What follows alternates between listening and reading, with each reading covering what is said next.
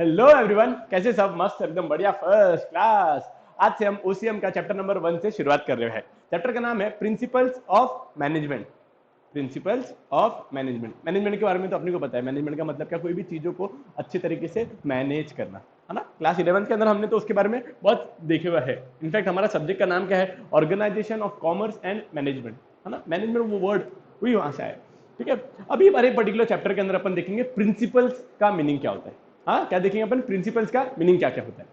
ये particular chapter का पूरा कवरेज क्या है। स्टार्टिंग में थोड़ा सा अपने को इंट्रोडक्शन देते हैं कि अपन ने ये प्रिंसिपल ऑफ मैनेजमेंट क्यों पढ़नी चाहिए। ठीक है। वर्ड को डिक्रिप्ट करेंगे। सेकंड चीज, अपने को मीनिंग बताएंगे और डेफिनेशन बताएंगे कि प्रिंसिपल्स का मतलब क्या होता है। क्या बोला मैंने? प्रिंसिपल्स का मतलब क्या होता है। और अलग अलग लोगों ने अलग अलग जो डेफिनेशन बताई हुई है प्रिंसिपल्स की, वो बताएंगे। इसके बाद में एक टॉपिक है natures of principle of management. Nature of principle of management का मतलब क्या है कि अपन जो भी प्रिंसिपल ऑफ मैनेजमेंट, अलग अलग मैनेजमेंट की टेक्निक्स देखेंगे कि अलग अलग मैनेजर्स ने अपने, सॉरी अलग अलग मैनेजर पूरा, अलग अलग पर्सन्स ने अपनी अपनी थेरीज दी है, मैनेजमेंट की थेरीज दी है, अपनी अपनी टेक्निक्स बताई, अपने अपने प्रिंसिपल्स बताए हुए हैं। तो उनका नेचर कैसा रहता है। नेचर, अच्छा ये दो टॉपिक है ना। इनफैक्ट अभी मैं कितना भी बोलूंगा। और ये दूसरा, सिग्निफिकेंस ऑफ मैनेजमेंट प्रिंसिपल्स, मतलब importance of management principles. Management principles क्यों जरूरी है। Nature of management of principle of management, sorry क्या बोल रहे हैं, sorry sir. Nature of principle of management and importance of principle of management. ये सिर्फ ये दो टॉपिक है ना, ये आपको समझ में कब आएंगे? जब आपको मैनेजमेंट थेरी समझ में आ जाएगी।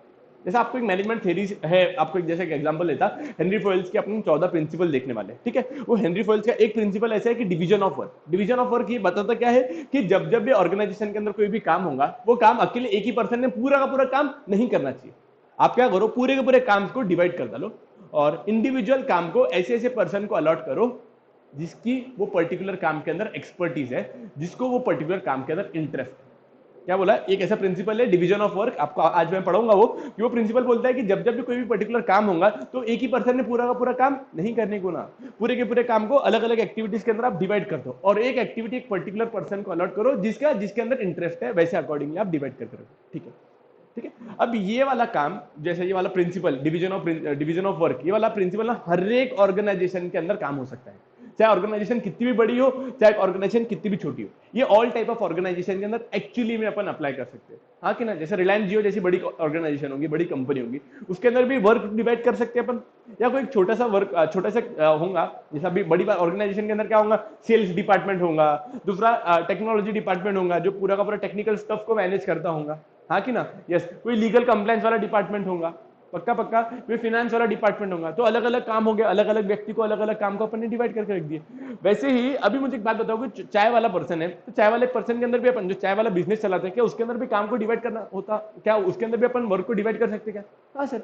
उसके अंदर एक पर्सन का काम होगा चाय को बनाना, दूसरे पर्सन का काम होगा ग्लास को धोना, तीसरे पर्सन का काम होगा चाय को डिलीवर करना।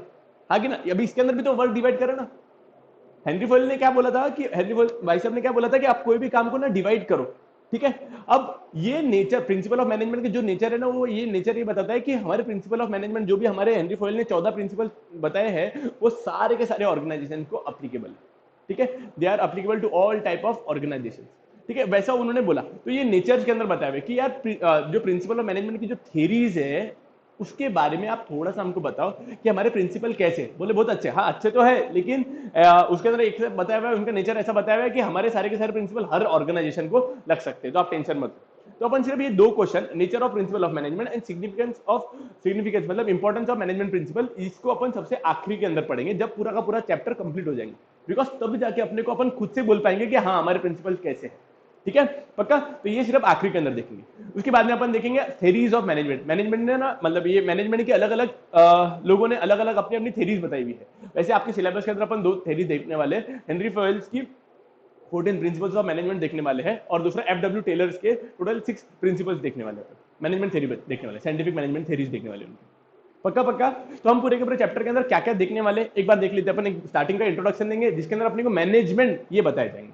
सेकंड चीज अपने को मीनिंग और डेफिनेशन दी जाएंगी, प्रिंसिपल का मतलब क्या होता है। प्रिंसिपल अपने को समझ में आ गया। चैप्टर का नाम क्या बोला उन्होंने? Principles of management. तो प्रिंसिपल का मतलब क्या है? मैनेजमेंट तो आपको पता है, प्रिंसिपल का मतलब क्या है। दूसरा, nature of principle of management, हमारे जो मैनेजमेंट के जो प्रिंसिपल है इनका बाय डिफॉल्ट नेचर कैसा है, क्या ये सब ऑर्गेनाइजेशन को अप्लीकेबल होते हैं कि नहीं अप्लीकेबल होते? हाँ बोले सब ऑर्गेनाइजेशन को अप्लीकेबल होते हैं। तो इनके अलग अलग नेचर्स ये आपको बताए जाएंगे। उसके बाद में significance of principle of management, मतलब ये मैनेजमेंट के प्रिंसिपल्स क्यों इंपॉर्टेंट है ऑर्गेनाइजेशन को। फिर अलग अलग theories of management, theories of management जो अलग अलग लोगों ने दी हुई है, और दूसरा उसके बाद में अपने को बताएंगे दो थेरीज मतलब दो प्रिंसिपल्स, एक है हेनरी फोयल्स के टोटल 14 प्रिंसिपल्स, ठीक है। उसके बाद में अपने को एफडब्ल्यू टेलर्स की थी, मतलब ये पूरे के पूरे चैप्टर का जो इंपॉर्टेंट पार्ट है ना ये आखिरी वाला दो है, एफडब्ल्यू टेलर की जो साइंटिफिक मैनेजमेंट थ्योरी है और दूसरा है हेनरी फोयल्स की। मतलब आपको एग्जाम्स के अंदर मतलब ऐसा मैं बोल सकता 90% ऑफ टाइम ये दोनों में से कोई एक क्वेश्चन तो आपको आएगा, बोले तो आएगा, बोले तो आएगा, ठीक है। मैं ऐसे एक्सपेक्ट कर रहा आपके मतलब अभी सिंस ये न्यू लेक्चर सीरीज है पूरी की पूरी, तो 25% सिलेबस लास्ट ईयर जैसा कट हो गया था, ठीक है। तो मेरा एक्सपेक्टेशन है ये बार भी कट हो जाएगा, उसके अंदर सिग्निफिकेंस ऑफ मैनेजमेंट की जो है ना इंपॉर्टेंस क्या है वो अपने सिलेबस में से कट चुका है। तो अपन इनकेस अगर उन्होंने एप्लीकेबल कर दिया तो अपन सबसे आखिरी के अंदर वो पर्टिकुलर टॉपिक को अच्छे तरीके से पढ़ेंगे। अब इंट्रोडक्शन के अंदर वो क्या बोल रहे हैं, dear friends in standard 11 we have studied management in is everywhere. क्या बोला उन्होंने कि 11th स्टैंडर्ड के अंदर हमने देख लिया था कि मैनेजमेंट जो है, मैनेजमेंट बिजनेस को मैनेज करना, ये ऑल टाइप ऑफ ऑर्गेनाइजेशन को अप्लीकेबल है। मैनेजमेंट बिजनेस ऑर्गेनाइजेशन हो या नॉन बिजनेस ऑर्गेनाइजेशन हो या कोई ऐसा सेल्फ हेल्प ग्रुप होगा, प्रॉफिट मेकिंग हो नॉट प्रॉफिट मेकिंग हो, हर एक ऑर्गेनाइजेशन को अप्लीकेबल होता है मैनेजमेंट। मैनेजमेंट हर ऑर्गेनाइजेशन को लगता है। Management is key to success in achievement of goal. कोई भी ऑर्गेनाइजेशन को अगर अपना गोल अचीव करने का है तो उसको उसके पास में प्रॉपर तरीके से मैनेजमेंट होना चाहिए। अच्छा आपको पता है कोई भी ऑर्गेनाइजेशन को चलाने का ना तो उसको मटेरियल, मशीन और मनी ये तो लगेगा ही लगेगा, लेकिन उसके बाद में और भी एक एम, देखो मैन, मशीन, मटेरियल, ठीक है, ये तो लगेगा ही लगेगा, लेकिन उसके साथ में और एक फोर्थ एम भी जो बहुत इंपॉर्टेंट रहता है वो रहता है मैनेजमेंट। कोई भी ऑर्गेनाइजेशन के पास में अगर मैनेजमेंट टीम अच्छी नहीं है, बहुत मटेरियल भी होगा ना, बहुत ज्यादा मटेरियल भी होगा, बहुत ज्यादा मनी भी अवेलेबल होगा या बहुत सारी अच्छी अच्छी क्वालिटी की मशीन भी होंगी ना, लेकिन अगर उनके बीच में कोऑर्डिनेशन नहीं होगा, मैनेजमेंट प्रॉपर तरीके से नहीं होगा, मैनेजमेंट अगर डिस्टर्ब होगा तो फिर वो अच्छे तरीके से परफॉर्म नहीं कर पाएंगे, ठीक है। तो इस वजह से बोला वो भी बहुत इंपॉर्टेंट सोर्स है, वो भी बहुत इंपॉर्टेंट एस्पेक्ट है कोई भी बिजनेस के लिए। For establishing a coordination between all sources of organisation one need to know about management. बोले इसकी वजह से बोले सारे के सारे जो ऑर्गेनाइजेशन के अंदर अलग अलग सोर्सेज रहते हैं, अलग अलग एक्टिविटीज होती है, उनके बीच में प्रॉपर तरीके से कोऑर्डिनेशन रखने के लिए आपको मैनेजमेंट का होना बहुत जरूरी है। बस इंट्रोडक्शन है स्टार्टिंग का बोला। Therefore it is observe that the importance of management is growing rapidly. इस वजह से देखा गया है कि हर ऑर्गेनाइजेशन के लिए ना आज की तारीख में ना ये मैनेजमेंट ये बहुत ज्यादा इंपॉर्टेंस गेन कर रहा है इन नियर टाइमिंग। ये अभी की तारीख में ना इसको मैनेजमेंट को बहुत ज्यादा इंपॉर्टेंस मिल रहा है और उसका जो इंपॉर्टेंस है वो धीरे धीरे ग्रो भी कर रहा है, रैपिडली ग्रो कर रहा है, sorry. Various management thinkers have introduced different management theories as per their field observation and systematic study. वैसे तो कितने सारे लोग हैं, अलग अलग मैनेजमेंट थिंकर्स है जिन्होंने अपनी अपनी खुद की थेरीज बताई हुई है, ठीक है। जैसे एफडब्ल्यू टेलर ने खुद की मैनेजमेंट की साइंटिफिक मैनेजमेंट थेरीज प्रोवाइड करी थी। हेनरी फोयल्स भाई साहब ने टोटल 14 प्रिंसिपल को बताया था कि बोले आप हमारे 14 प्रिंसिपल फॉलो कर लो, देखो आपका सक्सेस कंप्लीट है, मतलब गारंटीड है, ठीक है। तो वैसे हर अलग अलग मैनेजमेंट थिंकर ने ना खुद की मैनेजमेंट की थेरीज प्रोवाइड करी है। There are various principle, theories, techniques of management which give result in the same direction. क्या बोले वैसे तो बहुत सारे प्रिंसिपल्स है, बहुत सारे अलग अलग टेक्निक्स है, थियरीज है, प्रिंसिपल्स है, लेकिन सारे के सारे ना एक ही डायरेक्शन के अंदर रिजल्ट प्रोवाइड करते हैं। But it is useful for varying of organisation to organisation, situation to situation and person to person. लेकिन उसका जो अल्टीमेटली यूज रहेगा ये ऑर्गेनाइजेशन टू ऑर्गेनाइजेशन चेंज होते रहेगा, सिचुएशन टू सिचुएशन चेंज होते रहेगा और पर्सन टू पर्सन भी चेंज होगा। जैसे सपोजिंग डिवीजन ऑफ वर्क, बड़ी ऑर्गेनाइजेशन में बड़े लेवल पे वर्क को डिवाइड करते होंगे, ज्यादा से ज्यादा लोगों के बीच में डिवाइड करते होंगे, छोटी ऑर्गेनाइजेशन के अंदर कम लोगों के बीच में डिवाइड करते होंगे। जैसा चाय का एग्जांपल लिया, एक पर्सन ही दो काम कर सकता होगा, सपोजिंगली वो चाय बनाएगा भी और चाय डिस्ट्रीब्यूट भी करेगा, दोनों काम कर सकता है। बड़ी बड़ी ऑर्गेनाइजेशन के अंदर हो सकता है वो पर्टिकुलर काम दो तीन लोगों के अंदर डिवाइड कर ले। हाँ कि ना बच्चा? यस। तो बोले जो मैनेजमेंट के जो प्रिंसिपल है वैसे तो हर ऑर्गेनाइजेशन को अप्लीकेबल होते हैं, लेकिन अप्लाई तो होते हैं, लेकिन एक्चुअल में जब अप्लाई करेंगे अपन मैनेजमेंट के जो प्रिंसिपल है अपन एक्चुअली में जब अप्लाई करेंगे तो वो टाइम पे उसका यूज और उसका इम्प्लीकेशन एप्लीकेशन ये ऑर्गेनाइजेशन टू ऑर्गेनाइजेशन डिफर करेगा, ठीक है। सब इंट्रोडक्शन था वो, ठीक है। अब डेफिनेशन दे रहे हैं किसी प्रिंसिपल्स का मतलब क्या होता है। While achieving the goals of an individual और organisation it is always important to use different systems और टेक्निक। बोले जब जब भी आपको कोई खुद का कोई पर्सनल गोल अचीव करना होगा, नंबर वन थिंग, या कोई ऑर्गेनाइजेशन का गोल अचीव करना होगा, आपको कोई ना कोई सिस्टम या कोई ना कोई टेक्निक तो जरूर लगेगी ना। जैसे आपकी पढ़ाई के बारे में बात करते हैं, जब भी आपको खुद का पढ़ाई का मतलब ऐसा सपोजिंग आपने डिसाइड कर लिया कि आपको 90+% स्कोर करने के, तो आपकी खुद के कुछ ना कुछ तो आप सिस्टम बैठाओगे ना कि 90% अगर चाहिए तो मुझे हर सब्जेक्ट के अंदर 90+ मार्क्स लाने का है, या अगर सपोजिंगली कोई पर्टिकुलर सब्जेक्ट के अंदर अपन वीक होंगे तो अपन क्या करेंगे, अपन उतनी ज्यादा मेहनत दूसरे सब्जेक्ट के अंदर करवाएंगे, हाँ कि ना। तो फिर उसके हिसाब से आपने फिर कैलकुलेट किया होगा कि हमारे को इतने टाइम के अंदर इतना इतना सिलेबस कंप्लीट करना ही पड़ेगा, इतनी अपने को टाइम में इतनी बार रिवीजन करनी ही पड़ेगी, रिवीजन करने के बाद में हमारे को उसको इतनी बार लिख के देखना ही पड़ेगा, इतना टेस्ट पेपर बनाना ही पड़ेगा। आपका पर्सनल गोल होगा या ऑर्गेनाइजेशन का खुद का गोल होगा, दोनों के लिए कुछ ना कुछ टेक्निक्स, कुछ ना कुछ सिस्टम तो आपको मेंटेन करनी पड़ेगी ना, डेवलप करनी पड़ेगी ना, right. Some of this techniques are accepted universally, hence they are called as principle. कुछ कुछ टेक्निक्स हर जगह पे इक्वली अप्लीकेबल हो जाती है, इस वजह से उसको टेक्निक नहीं बोलते, उसको नाम दे देते अपन, ये हमारे प्रिंसिपल्स हैं। क्या बोला मैंने, कुछ कुछ जगह पे कुछ कुछ प्रिंसिपल, ये ऐसे प्रिंसिपल बन जाते हैं, ऐसी टेक्निक्स बन जाती है कि वो सिर्फ एक ऑर्गेनाइजेशन को नहीं, वो अगर आप दूसरी ऑर्गेनाइजेशन को भी लगाओगे तो कट कॉपी पेस्ट भी करोगे ना, तो भी आपको वो पर्टिकुलर प्रिंसिपल आप दूसरी ऑर्गेनाइजेशन को लगा सकते हो, समझा क्या। और ऐसे वाली टेक्निक जो सारी की सारी कंपनीज को अपन लगा सकते हैं, इंडिविजुअल हो या ऑर्गेनाइजेशन हो, दोनों को अगर अपन अप्लीकेबल करवा सकते हैं तो फिर वो बन जाएगा हमारा प्रिंसिपल, ठीक है। तो प्रिंसिपल मीन्स टेक्निक्स और system when followed gives one directional result. क्या बोला उसने, प्रिंसिपल का मतलब क्या बोला, आप कोई भी ऐसी टेक्निक यूज कर रहे हैं या कोई भी ऐसी सिस्टम अगर आपने फॉलो किया, आपका गारंटीड आपको ऐसा ऐसा रिजल्ट मिलेगा। तो अगर रिजल्ट अगर गारंटीड है कि ऐसा रिजल्ट मिलेगा, ऐसा ऐसा ऐसा ऐसा ऐसा किया तो अपन उसको बोलेंगे हमारे प्रिंसिपल हो गए। पक्का पक्का। जैसे अपन एक बात करते हैं इसकी, ये वाली चाय की बनाने की, चाय बनाने की रेसिपी, उनकी सिस्टम्स और उनकी टेक्निक इतनी स्टैंडर्डाइज्ड है जिसकी कोई लिमिट नहीं। मतलब वहां का जो पर्सन जो भी चाय बना रहा, वो उतना ही, मतलब टाइमर लगा के दूध को उबालता, टाइमर लगा के उसको ठंडा होने देता, टाइमर लगा के उतना क्वांटिटी का ही दूध लेता, उतनी क्वांटिटी की ही शक्कर लेता है, उतना क्वांटिटी की चाय पत्ती डालता है, ठीक है। उसको उबलने भी देता है, जब वो करने देते हैं ना चाय को, उसका भी टाइमिंग फिट है, वहां पे उनका टाइमर लगाया हुआ है, एक्चुअली लगाया हुआ है। अब ये हो गया उनका, उनके लिए उनके प्रिंसिपल्स हो गए। कोई भी पर्सन चाय बनाएगा तो ये इतना ही देर चाय को उबालेगा, इतनी ही शक्कर डालेगा, इतना ही क्या बोलते हैं, क्या बोलेंगे इसको अपन, चाय पत्ती डालेगा और इतना ही क्वांटिटी का दूध रहेगा, समझा क्या। अब उन्होंने खुद के उनके प्रिंसिपल्स बना लिए। तो प्रिंसिपल का मतलब क्या, प्रिंसिपल मींस ऐसी टेक्निक, ऐसी सिस्टम जब अगर आपने फॉलो कर दिया तो आपको एक जैसे ही रिजल्ट मिलेंगे, आपको एक जैसी ही हमेशा चाय मिलेगी, समझा क्या, उसके लिए वो प्रिंसिपल्स होंगे, समझा क्या। Yes, since principles are universal and applicable to all type of organisation, since principle ये यूनिवर्सल नेचर के रहते है ना, मतलब प्रिंसिपल हर ऑर्गेनाइजेशन को लग सकते हैं, ऑल टाइप ऑफ ऑर्गेनाइजेशन को लग सकते हैं। Management is not required to work on trial and error basis, इस वजह से बोले मैनेजमेंट को ना ट्रायल और एरर करने की जरूरत नहीं है कि हर बार चाय के अंदर ये डाल के देख देख चक्के देख ऐसा आया क्या, नहीं। उनका ऑलरेडी स्टैंडर्ड फिक्स है और ये हर ऑर्गेनाइजेशन को अप्लीकेबल ही है। और कोई भी बनेगा चाहे वो पर्टिकुलर पर्सन, मतलब कोई भी पर्सन भी अगर चेंज हो जाएगा ना, तो ये बोले चाय की क्वालिटी चेंज नहीं होती। वाई क्वालिटी चेंज नहीं होती, उनका सारे के सारे स्टैंडर्ड फिक्स है। मैं एक बार वहां पे गया था तो उन्होंने, उनको देख रहा था कि उन्होंने ना लिटरली ऐसे, मतलब जैसे सब वो घुमाते होंगे चाय को अंदर, ऐसा बोलते हो कि बोले हम जितनी बार घुमाएंगे ना उतनी चाय का ज्यादा टेस्ट बढ़ता है। तो अभी हमने, हमारा कंपनी वालों ने हमको स्टैंडर्ड बता के रखा है कि आपको इतनी बार रोटेट करना पड़ेगा, इतने टेम्परेचर पे करना पड़ेगा, और सेकंड चीज आपको इतने टाइम के लिए ही उसको, मतलब वो घुमाना पड़ेगा।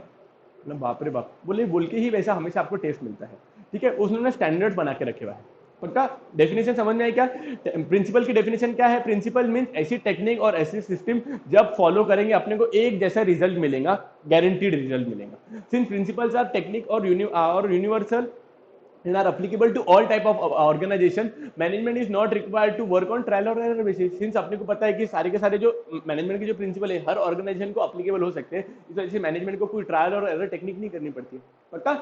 यस, अब अपन आ रहे, it is provide guidelines to manager to conduct all organisational activity on a specific basis. इस वजह से ना जो मैनेजर्स रहते हैं ये इनको प्रिंसिपल्स बोलते हैं, या आप ये वाले प्रिंसिपल्स हमारे फॉलो करो, आपको गारंटीड रिजल्ट मिलेगा। प्रिंसिपल्स है, हाँ, मतलब ये आपने फॉलो किया या मैंने फॉलो किया, आपने एक जैसे ही हमेशा रिजल्ट मिलेंगे। It help the manager to take effective decision to achieve the organisation goal. इस वजह से मैनेजर को वो हेल्प करते हैं कि वो ऑर्गेनाइजेशन का जो रिस्पेक्टिव गोल होगा वो इजीली अचीव कर पाएंगे। जैसे एग्जांपल लेते हैं, फॉर एग्जांपल इन क्रिकेट और in any other game, total game play is design and divided between the player according to their qualities and capabilities. जैसा बोले क्रिकेट के अंदर कैसा है, बोले पूरा का पूरा गेम को ऐसे डिजाइन करा हुआ है कि वो 11 प्लेयर्स को ना प्रॉपर तरीके से वो वर्क को डिवाइड करते हैं। जैसा अभी सामने वाला पर्सन, अभी समझो बॉलर अच्छा है तो उसको बॉलिंग के लिए ही पहले अपॉर्चुनिटी दी जाएंगी। कोई पर्सन अगर बैट्समैन अच्छा होगा तो पहले उसको अपॉर्चुनिटी दी जाएंगी कि यार ये सामने वाला पर्सन पहले राउंड में जाके खेलेगा, है ना, पहले जाएगा तो पहले ज्यादा से ज्यादा रन को अपने को लाके देंगे। तो उसको गेम को ही वैसे डिवाइड करके रखा है सो दैट वही पर्सन को वही पर्टिकुलर टास्क दिया जाए जिसके अंदर उसकी एक्सपर्टीज है। ये डिवीजन ऑफ वर्क है, principle of division of work. In the term of management it is called as division of work, which is one of the principle of management. मतलब ये एक प्रिंसिपल ऑफ मैनेजमेंट का मतलब एक था। मैंने आपको बोला था ना हेनरी फोइल्स के टोटल 14 प्रिंसिपल है, तो 14 प्रिंसिपल में से एक प्रिंसिपल है।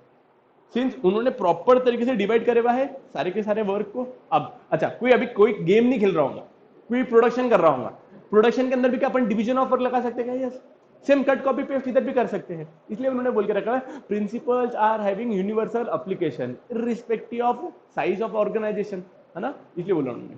पक्का? यस। अब अपन आ रहे हैं ये हेनरी फोइल की टोटल जो 14 मैनेजमेंट की थ्योरीज थी, मैनेजमेंट की जो थ्योरीज है अपन उसके ऊपर जंप कर रहे हैं। मैंने बीच में बोला आपको ये सिग्निफिकेंस मतलब इंपॉर्टेंस ऑफ मैनेजमेंट, मैंने इसको इग्नोर कर रहा। अब ये मैनेजमेंट की थ्योरीज पे चालू कर रहा हूं मैं, बिकॉज एक बार अगर आपको बच्चा समझ गया ना मैनेजमेंट की थ्योरीज की, मतलब ये सारे के सारे मैनेजमेंट की थ्योरी समझ में आ गई ना, तो आपको इसकी डिफिकल्टी नहीं जाएगी कि क्यों मैनेजमेंट प्रिंसिपल इंपॉर्टेंट है। पक्का पक्का? Yes. Theories of management. Management theories are the set of general rules that guides a management to manage an organisation. बोले मैनेजमेंट थ्योरीज क्या है? बोले मैनेजमेंट थ्योरीज ऐसे जनरल रूल्स है जो मैनेजर को गाइड करती है कि आपको अगर मतलब ऑर्गेनाइजेशन को मैनेज करने का है तो हमने जैसे बोला वैसे तरीके से मैनेज करो।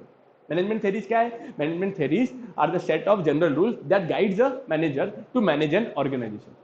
डबल से बोलते मेरे साथ में? यस। अच्छा, मेरी ये वाली इसमें से ही आपने नोट्स बनाना, ये वाला जो मैं अभी कंटेंट लिख रहा हूं ना ऐसे ही बनाना, मैं आपकी नोट्स के अंदर भी ऐसे ही प्रोवाइड करने वाला हूं। आपके टेक्स्ट बुक के अंदर देखोगे ना आप, उसमें इतना सारा कंटेंट लिखे हुआ है टोटली इररिलेवेंट। मुझे लगता है कि यार इतना बच्चा एग्जाम के अंदर लिख ही नहीं पाते, तो मैंने उसको पहले ही कंसाइज लिखा है और उतना ही पढ़ा रहा हूं। रीजन बीइंग कि आपको अल्टीमेटली एग्जाम के अंदर जितना लिखना है ना वो ही आपने पढ़ना चाहिए। बिना मतलब का क्लटरिंग रखोगे ना माइंड के अंदर तो आपकी टोटली जो क्वालिटी ऑफ आंसर रहेंगी ना वो खराब हो जाती है। ठीक है, तो अपन क्या लिखने वाले? थ्योरीज ऑफ मैनेजमेंट के अंदर क्या है? Management theories are the set of general rules that guides a manager, manager को गाइड करता है to manage an organisation. Various management thinkers have introduced theories which are based on different approaches. बहुत सारे managers ने अलग अलग अपनी अपनी थ्योरीज बनाई है और उनका अप्रोच हर एक पर्सन का अलग अलग अप्रोच है। Management thinkers like F W. Taylor, Elton Mayo और Henry Fayol etcetera have introduce the theories which are based on different approaches. इतने सारे मैनेजमेंट थिंकर्स ने अपनी अपनी अलग अलग थ्योरीज दी है और उनका अलग अलग अप्रोच के ऊपर वो उन्होंने अलग अलग अपनी थ्योरी प्रोवाइड करी है। Those theories are applicable to all type of organization. Even though हर एक पर्सन ने अपनी अपनी अलग से थ्योरीज प्रोवाइड करी है, लेकिन वो हर एक टाइप के ऑर्गेनाइजेशन को अप्लाई हो सकती है विद एप्रोप्रिएट मॉडिफिकेशन। हर एक मैनेजर अपने अकॉर्डिंगली थोड़ा बहुत मॉडिफाई करवा के हर मैनेजर अलग अलग थ्योरीज को अच्छे तरीके से यूटिलाइज कर सकता है by adding some innovative techniques. उसके अंदर खुद अपनी खुद की टेक्निक लगा के वो अलग अलग प्रिंसिपल्स को लगवा सकता है। It means the old theories are basis for modern management theories. इसकी वजह से क्या बोल के रखा है? जो बोले पुराने मैनेजमेंट की थ्योरीज रहती थी वो ही बेस बनती आज न्यू न्यू मैनेजमेंट टेक्निक्स के लिए। ठीक है, मतलब बेस वहां से ही है, बस वहां से बेसिस से वो नवा बना रहे। पक्का पक्का? यहाँ तक समझ में आया क्या? मैं एक बात बोलूं कि आपको ये जो स्टार्टिंग का मसाला था ना पूरा का पूरा फालतू का था। जो ऐसा पता रहना चाहिए कि भाई क्या पढ़ रहे हैं उसके बारे में उन्होंने बताया। अब जो मेन टॉपिक चालू हो रहा है Henry Fayol's administrative theory of management. मैं आपको स्टार्टिंग में बोल डालता तो आप पहले स्किप कर डालते, फिर फालतू का मैं काय को पढ़ो ना। तो इस वजह से मैंने अभी आपको बोल रहा जो इसके पहले वाला जो कंटेंट था ना, पहले तो हाँ वो एक इंपॉर्टेंट था कि अपन पूरे के पूरे सिलेबस के अंदर क्या पढ़ने वाले, what was the content of chapter. एक प्रिंसिपल्स का उतना पार्ट जरूरी था। अब ये थ्योरीज ऑफ मैनेजमेंट फालतू का था। अब आपको अगर क्वेश्चन आएंगे ना तो आपको ऐसे नहीं बोलेंगे what are different type of theories of management, आपको ये पूछा जाएगा हेनरी फोइल्स के 4 प्रिंसिपल बताओ, हेनरी फोइल्स के 10 प्रिंसिपल बताओ, आपको ऐसे वाले क्वेश्चन आएंगे। ठीक है, तो अब Henry Fayol's administrative theories of management ये क्या बोलते हैं? हेनरी फोइल भाई साहब कौन थे? हेनरी फोइल इन 1941 से 1841 से लेके तो 1925 तक उनका मतलब थे, वो दुनिया के अंदर थे। Was a French mining engineer who rose to the position of chief managing director. क्या बोल रहे हैं? हेनरी फोइल भाई साहब ये फ्रेंच माइनिंग में थे, इंजीनियर थे और जिनको अपन चीफ मैनेजिंग डायरेक्टर बने। ये हेनरी फोइल की जिनके अपन प्रिंसिपल पढ़ने वाले हैं ना उनके बारे में शॉर्ट सा इंट्रोडक्शन थे। भाई ये कौन थे? ये बोले पहले माइनिंग इंडस्ट्रीज के अंदर काम करते थे, लेकिन बाद में धीरे धीरे उनके स्किल्स की वजह से उनके नॉलेज की वजह से उनको चीफ मैनेजिंग डायरेक्टर बना दिया, CMD बना दिया। He conducted various experiment in the management and developed 14 principle of management। उन्होंने ना बहुत इंडस्ट्रीज के अंदर अपनी इंडस्ट्रीज के अंदर उन्होंने बहुत इतनी बार अलग अलग एक्सपेरिमेंट कंडक्ट करे जिसकी वजह से उन्होंने 14 ऐसे प्रिंसिपल को डेवलप कर दिया है जो अपन अभी पढ़ने वाले। This principles are explain in the book of general and industrial administration. ये सारे के सारे प्रिंसिपल अपन कहाँ पढ़ने वाले? General and industrial administration management की ये पर्टिकुलर बुक के अंदर पढ़ने वाले। Due to the contribution in management he is called as father of modern management. उन्होंने इतना अपना क्या बोलते हैं मूल्यवान कंट्रीब्यूशन किया, इस तरह से उनको फादर ऑफ मॉडर्न मैनेजमेंट भी बोलते हैं। देखो आपको क्वेश्चन ऐसे भी आ सकता है, who is the father of, right the 5 principle of father of modern management, ऐसे भी क्वेश्चन आ सकता है। या उसके अंदर उनके अंदर उनको scientific father of scientific management बोलते हैं, एफ.डब्ल्यू. टेलर साहब भाई साहब को, ठीक है। इनको क्या बोलते हैं, father of modern management. His statement serve as a guideline for decision making and management action, ठीक है। अब आपको जब भी ये क्वेश्चन पूछेंगे तो आप क्या डालोगे उसके अंदर, स्टार्टिंग के अंदर ना ये 3-4 पॉइंट डालोगे। कौन से पॉइंट डालोगे, एफ.डब्ल्यू. टेलर भाई साहब पहले हमारे माइनिंग इंडस्ट्रीज के अंदर काम करते थे, बाद में उनको रेस किया गया एज अ कंपनी के अंदर चीफ मैनेजिंग डायरेक्टर बनाया गया। इन्होंने बहुत सारे एक्सपेरिमेंट किए मैनेजमेंट के अंदर और उन्होंने डेवलप किया 14 प्रिंसिपल मैनेजमेंट प्रिंसिपल, तो 14 मैनेजमेंट प्रिंसिपल लिए। इन्होंने ये मेंशन किया जनरल एंड इंडस्ट्रियल एडमिनिस्ट्रेशन, ये पर्टिकुलर बुक के अंदर अपने सारे के सारे 14 प्रिंसिपल को यहाँ पे उन्होंने मेंशन कर दिया है। उन्होंने इतना जबरदस्त कंट्रीब्यूशन किया, इस वजह से उनको फादर ऑफ मॉडर्न मैनेजमेंट भी कहा जाता है। और आज की तारीख के अंदर management serve as a guideline for taking decision, मतलब दूसरे ऑर्गेनाइजेशन के लिए ये जो गाइडलाइन मानी जाती है, जो इन्होंने इनके 14 प्रिंसिपल थे उनको गाइडलाइन मानी जाती है। अब प्रिंसिपल चालू हो रहे हैं, 14 प्रिंसिपल चालू हो रहे हैं। मैं ये पर्टिकुलर लेक्चर के अंदर आपको 6 प्रिंसिपल बताऊंगा और उसको लर्न करवाऊंगा। क्या बोला उन्होंने, प्रिंसिपल ऑफ मैनेजमेंट। पहला प्रिंसिपल ऑफ मैनेजमेंट कौन सा है, प्रिंसिपल ऑफ इनिशिएटिव। ये प्रिंसिपल ऑफ मैनेजमेंट क्या बोलता है मैं आपको बताता हूँ। दोनों लोग की आवाज चेक करेंगे। हेलो, पहला प्रिंसिपल बोलता है प्रिंसिपल ऑफ इनिशिएटिव, मस्त काम का प्रिंसिपल है। ये यहां से अभी बहुत इंपॉर्टेंट टॉपिक चालू हो रहा है। हेनरी फोइल्स के 14 प्रिंसिपल बहुत ज्यादा काम के हैं और वो हेनरी फोइल्स के 14 प्रिंसिपल्स की अभी यहां से शुरुआत हो रही है। पहला प्रिंसिपल है प्रिंसिपल ऑफ इनिशिएटिव। आपकी बुक्स के अंदर ना ऊपर नीचे हो सकता है, लेकिन मैंने उसको लॉजिकली उसको सीक्वेंस वाइज अरेंज किया है सो दैट आपको लर्न अच्छे तरीके से होता है। पहला है principle of initiative. Principle of initiative का मतलब क्या है, अच्छा ये किसको गाइडेंस दे रहे हैं, ये मैनेजमेंट प्रिंसिपल किसके लिए बनाए हुए, ऑर्गेनाइजेशन के मैनेजर के लिए ये सारे के सारे प्रिंसिपल बना के रखे हुए। हेनरी फोइल भाई साहब ने 14 प्रिंसिपल ये ऑर्गेनाइजेशन के मैनेजर के लिए बनाए। उनको बोला कि अगर आप हमारे सारे के सारे 14 प्रिंसिपल को अच्छे तरीके से फॉलो करोगे तो आपको गारंटीड रिजल्ट मिलेगा। स्टेप नंबर 1, सबसे पहले उन्होंने बोला प्रिंसिपल ऑफ इनिशिएटिव। ये प्रिंसिपल क्या बोलता है, ये प्रिंसिपल बोलता है कि ऑर्गेनाइजेशन के मैनेजर की रिस्पॉन्सिबिलिटी रहती है कि ऑर्गेनाइजेशन के जो एम्प्लॉइज है, मैनेजर ने एम्प्लॉइज को मोटिवेट करने को, उनकी नवी नवी आइडियाज को उन्होंने एक्सेप्ट करने को ना, उनको प्रमोट करने को। इवन दो अगर कोई हमारे एम्प्लॉइज ने कुछ गलत आइडिया भी दिया होगा ना, तो उनको ऐसा नहीं बोलता स्टूपिड देखो चेक करनी क्या बनाया, ऐसे नहीं, गुस्सा नहीं करने का। बिकॉज अगली बार उसके पास में अगर अच्छी भी आइडिया होंगी ना तो वो अपने साथ में शेयर ही नहीं करेगा, बिकॉज उसको डर लगेगा कि मैनेजर में डबल से गुस्सा कर देगा। उस वजह से मैनेजमेंट प्रिंसिपल क्या बोलता है कि ऑर्गेनाइजेशन के जो मैनेजर रहते हैं उन्होंने अपने एम्प्लॉइज को मोटिवेट करना चाहिए for bringing new type of ideas, ठीक है। उनको मोटिवेट करेंगे तो हर बार वो नवी नवी इनोवेटिव आइडिया सोचते रहेंगे। एग्जाम्पल मैं दूंगा आपको थोड़ी देर के बाद में। दूसरा है principle of division of work, बहुत इंपॉर्टेंट ये प्रिंसिपल है। ये प्रिंसिपल क्या बोलता है कि कोई भी ऑर्गेनाइजेशन का कोई भी काम होगा ना, वो पूरा का पूरा काम एक पर्सन को मत दे दो। जैसे सपोजिंगली अपने को एक कार बनाने की है तो पूरी की पूरी कार एक पर्सन को मत दे दो, भाई ये रॉ मटेरियल तेरे पास में हो गए, हमारे को कार बना के देता। अब वो पर्सन ना बहुत कंफ्यूज हो जाएगा। कंफ्यूज क्यों हो जाएगा, बिकॉज उसको हर एक एक्टिविटी को समझना है, पहले ये करने का, फिर ये करने का, फिर वो करने का, फिर वो करने का, फिर वो करने का, फिर वो करने का, और सबसे आखिरी के अंदर पैकेजिंग करने का, लॉक लगाने का। अब इतना सब कुछ उसको ध्यान में रहेगा क्या, नहीं। बताइए कार के अंदर कितने 20-25 हजार 10,000 आइटम तो लगती होंगे यार, छोटे छोटे नट से लेके तो बड़े तक। अभी वो हर एक पूरा का पूरा करते रहेगा, एक ही पर्सन पूरे के पूरे पूरी कार बनाते रहेगा, उसको तो भूल जाएगा। अगर वो भूल गया, बाद में बोला कार के अंदर ब्रेक लगाने भूल गया, लो अच्छा कार के अंदर रिवर्स गियर डालने भूल गया। ये एक्चुअली हुआ था जब हेनरी फोर्ड ने ना जब पहली कार बनाई थी ना, तो उन्होंने रिवर्स गियर डालने भूल गए थे कार के अंदर। वो उनके साथ में गलती, तो वो एक्चुअली क्या इंडिकेट करता है कि यार गलती बड़े बड़े लोग भी गलती करते हैं, तो गलती करने से डरना नहीं, ठीक है। ये प्रिंसिपल क्या बोलता है, principle of division of work, कि ऑर्गेनाइजेशन के अंदर कितने भी काम होंगे, वो काम को एक पर्टिकुलर काम होगा तो काम को अकेले पर्सन को पूरा मत करने दो, वो काम को आप डिवाइड करो। सर डिवाइड करने से क्या होगा, एक बार काम की एक्टिविटीज आपकी डिवाइड होगी, फिर एक पर्टिकुलर एक्टिविटी एक पर्सन को दे दो जिसके पास में वो पर्टिकुलर काम करने का अच्छा स्किल होगा, नॉलेज होगा और एक्सपर्टीज होगा, ठीक है। अब वो पर्टिकुलर पर्सन जब एक ही काम करेगा, धीरे धीरे ग्रेजुअली ग्रेजुअली ग्रेजुअली वो काम के अंदर बहुत ज्यादा और भी ज्यादा एक्सपर्ट हो जाएगा और वो पर्टिकुलर काम के अंदर उसकी इफिशियंसी बढ़ जाएगी, है ना। तो principal of division of work का बोलना ऐसा है कि आप पूरे काम को डिवाइड करना और वो पर्टिकुलर काम वही पर्सन को देना जिसका जिसका जिसका उस काम के अंदर इंटरेस्ट है। धीरे धीरे वो पर्टिकुलर पर्सन वही पर्टिकुलर काम करेगा तो उसके अंदर उसकी एक्सपर्टीज आ जाएगी। उसके बाद में है principle of authority and responsibility, बहुत काम का पॉइंट है। क्या बोला, principle of authority and responsibility. Organisation के अंदर ना अलग अलग डिपार्टमेंट्स रहते हैं। जैसे मैंने एक लेक्चर के अंदर आपको बताया था कि ऑर्गेनाइजेशन के अंदर एक रॉ मटेरियल प्रोक्योरमेंट डिपार्टमेंट होता है जो रॉ मटेरियल परचेस करता है। अब ये डिपार्टमेंट की क्या काम है कि भाई रॉ मटेरियल अच्छे से अच्छा, सस्ते से सस्ता, बेस्ट से बेस्ट और चीप से चीप, चीप से मतलब प्राइस वाइज सस्ता, वैसा उसने परचेज करने को। पक्का यहाँ तक समझ में आया। दूसरा डिपार्टमेंट का काम रहता है प्रोडक्शन करना, रॉ मटेरियल तो आ गया, दूसरा प्रोडक्शन करने का एक प्रोडक्शन मैनेजर की रिस्पॉन्सिबिलिटी। उसके बाद में इसने प्रोडक्शन तो कर दिया, सेल्स मैनेजर की रिस्पॉन्सिबिलिटी रहती है कि वो जो भी आइटम बना रहे हैं उसको सेल आउट करना। अब अलग अलग डिपार्टमेंट के अंदर अलग अलग लोग काम कर रहे हैं। ये प्रिंसिपल क्या बोलता है कि हर एक जो डिपार्टमेंट के अंदर जो रिस्पेक्टिव उसका मैनेजर होगा उसको आप पूरी की पूरी अथॉरिटी दे दो कि वो पूरे के पूरे डिपार्टमेंट को खुद अकेला मैनेज करे, कोई भी उसके काम के अंदर इंटरफेयर मत करो। मैनेजर को क्या सीख दे रहे हैं हेनरी फोइल भाई साहब? हेनरी फोइल बोलते हैं कि आप पूरे के पूरे काम को, जो भी आप काम कर रहे हैं ना, वो पर्टिकुलर पर्सन को उसको अथॉरिटी दे दो कि भाई तेरा डिपार्टमेंट है, ये डिपार्टमेंट तेरा, इसके अंदर जो भी डिसीजन लेने का है ना, डिसीजन मेकिंग पावर भी हमने तेरे को दे दी, तेरे कोई काम के अंदर इंटरफेयर नहीं करेगा। लेकिन अगर हमने तेरे को एक बार अथॉरिटी दे दी, उसके साथ में तेरे को रिस्पॉन्सिबिलिटी भी आ जाएंगी।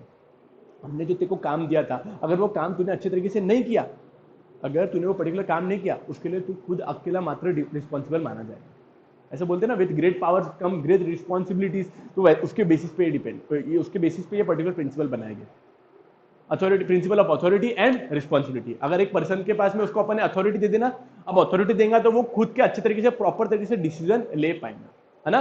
Principal of authority and responsibility, ठीक है। उसके बाद में क्या, प्रिंसिपल ऑफ कमांड, बहुत काम का प्रिंसिपल है। प्रिंसिपल ऑफ कमांड का मतलब क्या है? आपने अथॉरिटी दे दिया सामने वाले पर्सन को कि भाई तू ये पर्टिकुलर पर्सन काम करेगा।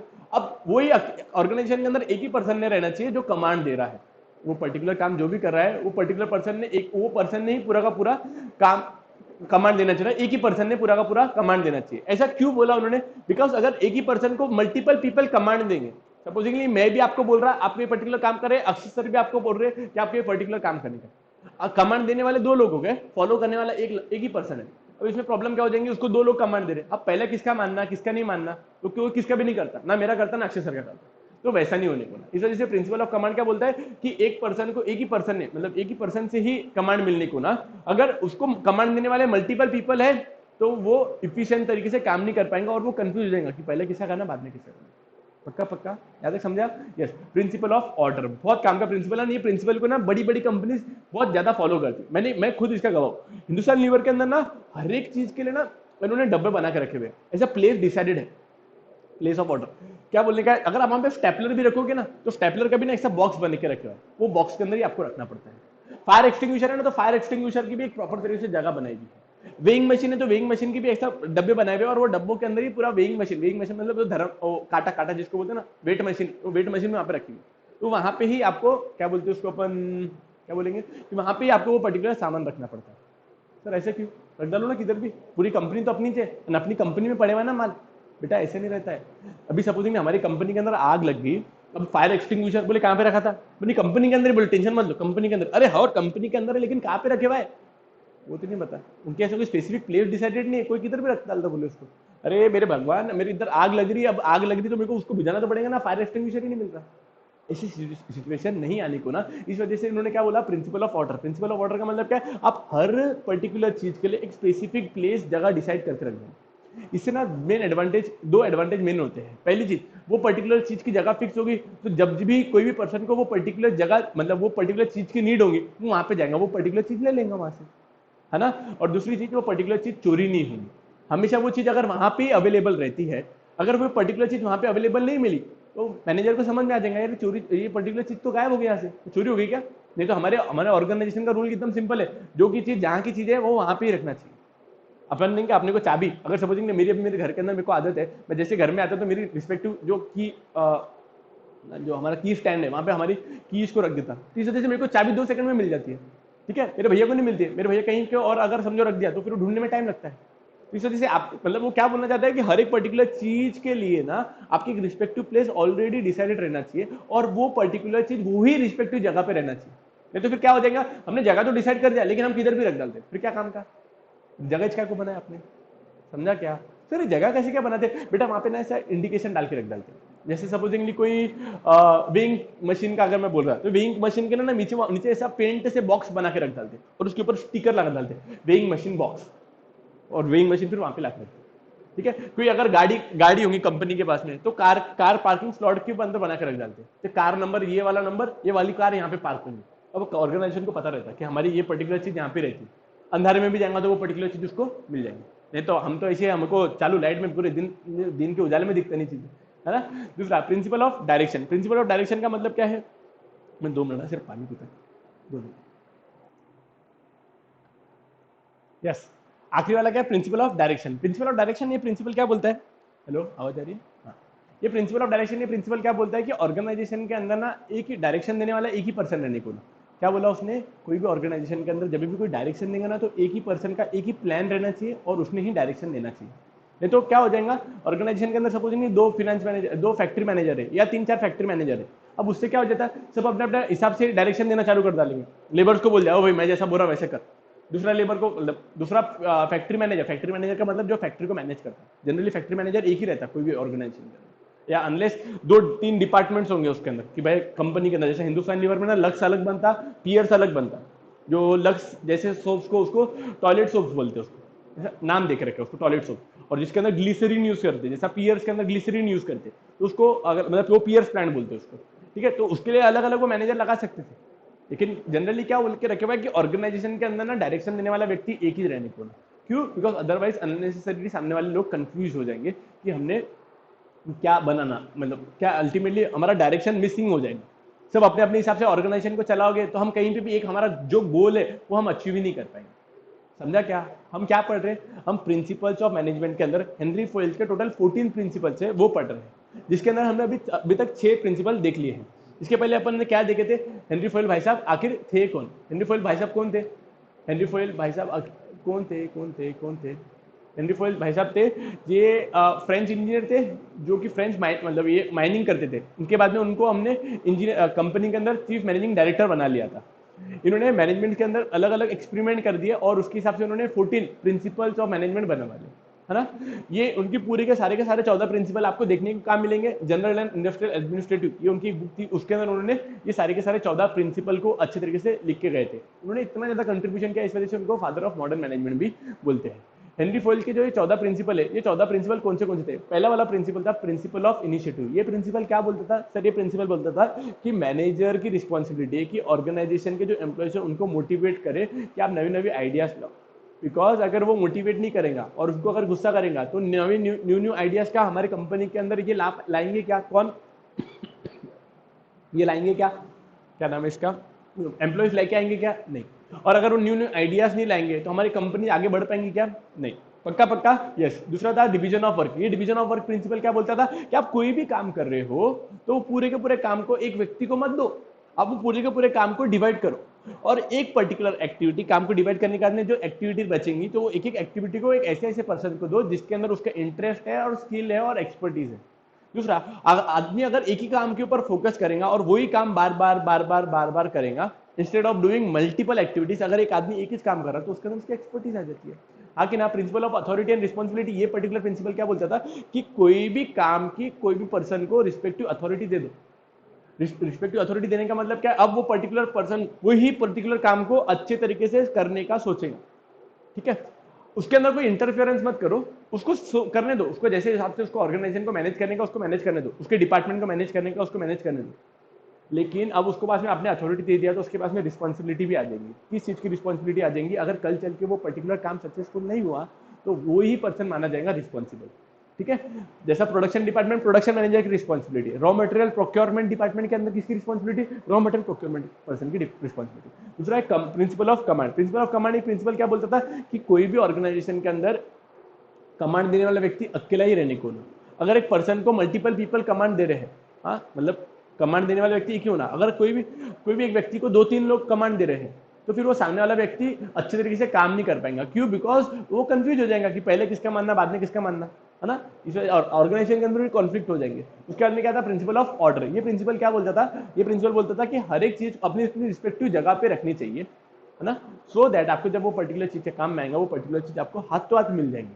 इससे 2 एडवांटेज है, आइटम तो फटाफट मिल ही जाएगा। सेकंड चीज आपको बोल के रखे हुआ उन्होंने कि आपका जब एक पर्टिकुलर चीज एक पर्टिकुलर जगह पे रखते हैं तो वो चोरी करने की संभावना कम हो जाती है। उसके बाद में उन्होंने बोला था principle of direction. Principle of direction का मतलब क्या, ऑर्गेनाइजेशन के अंदर एक ही मैनेजर होना चाहिए और उसका एक ही प्लान माइंड में रहने को।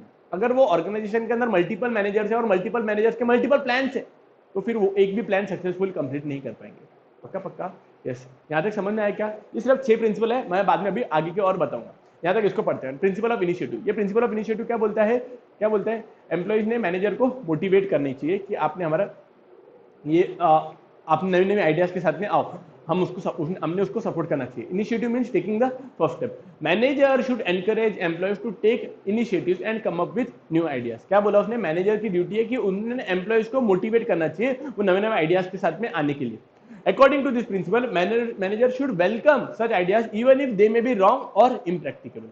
बोले मैनेजर की ड्यूटी बनती है कि मैनेजर्स ने एम्प्लॉयज को मोटिवेट करना चाहिए इवन इफ अगर वो रॉन्ग आइडियाज या इम्प्रैक्टिकल आइडियाज भी लेके आ गए तो भी उसको मोटिवेट करनी चाहिए। ऐसे एक केस हुआ था गूगल क्रोम पता है आपको? गूगल क्रोम अभी तो अपने को पता है वेब ब्राउजर है। वो टाइम पे ना सुंदर पिचाई इन्होंने गूगल कंपनी के जो उसको थे फाउंडर्स थे उनको उन्होंने बोला था कि बोले अभी तो अपन काम कर रहे, ठीक है, अपन ब्राउजर बना रहे, सब कुछ कर रहे, ठीक है, लेकिन हमारे को भी ना ये सर्चिंग बिजनेस के अंदर जाना पड़ेगा। बोले आने वाले फ्यूचर के अंदर ना बहुत ज्यादा उसके अंदर पोटेंशियल है। माइक्रोसॉफ्ट के जो ये थे फाउंडर थे बिल गेट्स ने ही बोला था, बोले हमसे सबसे बड़ी गलती क्या होगी? बोले हम सर्चिंग के बिजनेस के अंदर हमारा और मतलब सेटअप नहीं हो पाए, स्ट्रांगली सेटअप नहीं कर पाए, क्योंकि अच्छा वो इस चीज का एडवांटेज गूगल ने ले लिया। आज गूगल उसके वजह से कितने करोड़ों रुपए अरबों रुपए का रिवेन्यू कमाता, बिकॉज एडवर्टीजमेंट का बिजनेस उनका मेन कोर बिजनेस है। सर्चिंग बिजनेस तो है ही है, लेकिन उसका मेन बिजनेस आता है एडवर्टीजमेंट के थ्रू। आप जब सर्च करते हो ऊपर दिखता है आपको एड दिखती है, तो कितना बड़ा लेवल पे उन्होंने वो पर्टिकुलर बिजनेस को लेके चले गए only because of advice of सुंदर पिचाई। अगर वो वैसे एडवाइस ही नहीं देते थे तो वो बोलते नहीं थे कि हमको ये ऑनलाइन सर्चिंग इसमें जाने का बिजनेस में चालू करने का है, तो आपको लगता है कि इतना बड़ा बिजनेस कर सकेंगे? इस वजह वो टाइम में ना वो याहू बहुत चलता था, मतलब गूगल का कहीं पे नाम ही नहीं था। याहू सब लोग याहू पे सर्च करते थे, लेकिन फिर गूगल ने अपने मॉडल को और इम्प्रूव किया, अपने सर्च एल्गोरिदम को और स्ट्रॉन्गर किया और फिर वो मार्केट के पायनियर बने और उसकी वजह से भी अब सारी चीजें वो गूगल के इकोसिस्टम के अंदर आ गई है। हाँ कि ना? यस।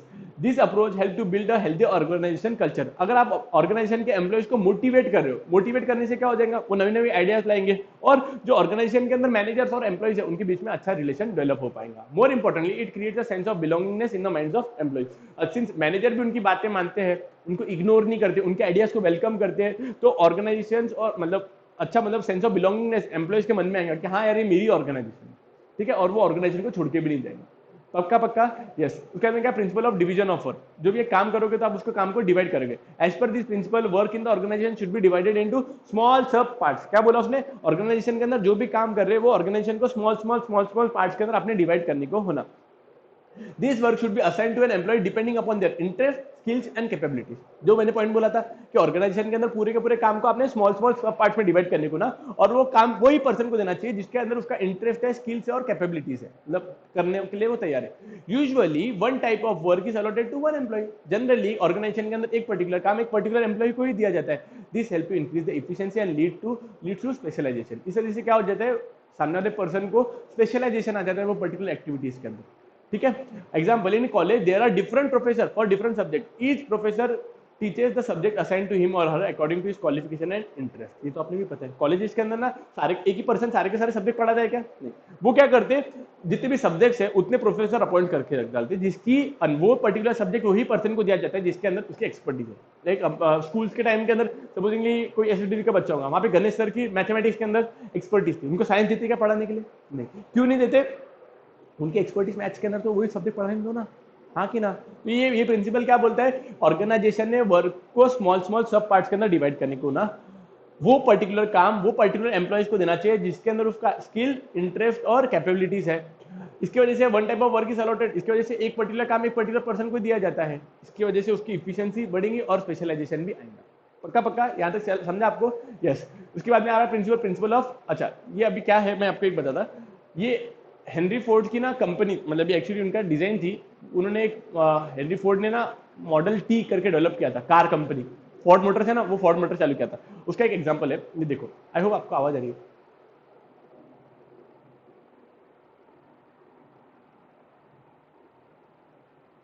आवाज तो आ रही है ना? मैंने ट्राई नहीं करके देखो।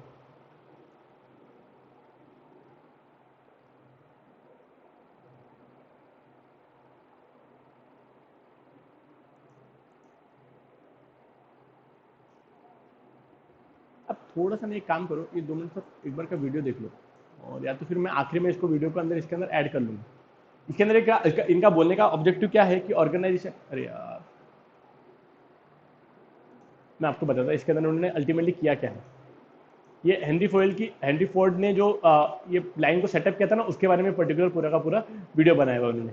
क्या था ये एक्चुअली ना, ये फोर्ड मोटर्स के अंदर ना, आज आपको कार कैसी बनती है पता है क्या? कार के अंदर ना ये पूरा का पूरा कन्वेयर बेल्ट सेटअप करके रखे हुआ इन्होंने।